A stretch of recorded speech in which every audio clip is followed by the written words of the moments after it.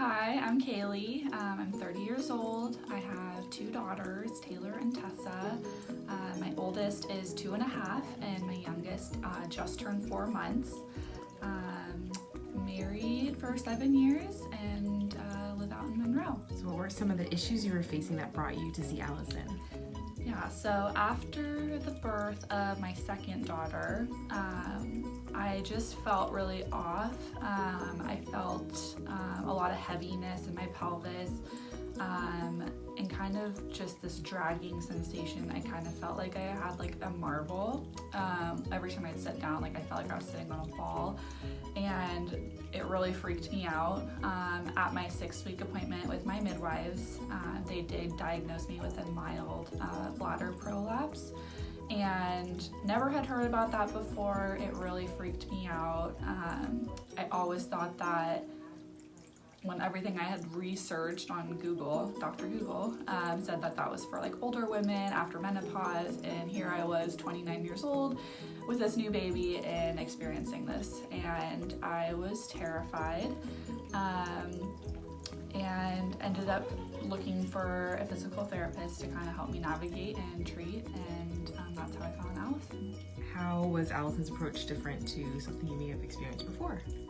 Yeah, so I actually did see a physical therapist after my first, and I think that's probably the most important part that I think people don't realize is I had a very difficult labor with my firstborn. I was induced, it was really long, I had a really rough labor, tore really bad, but recovered relatively well. I did see a physical therapist briefly for some incontinence I had after my first, but that resolved really quickly. And my second baby girl had super easy, super short labor. It was like a dream, like no issues at all. And I was like, oh, I'm gonna recover so easily, like this is gonna be the best. And I did not recover very easily. And actually went to a physical therapist that my midwives referred me to.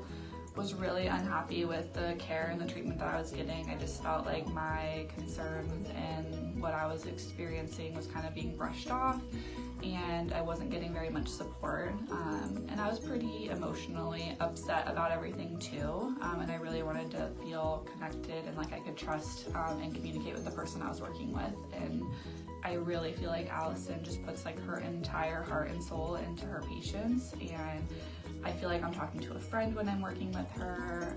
Anytime I have questions, even if I've asked the same question 100 times, she's totally willing to answer me.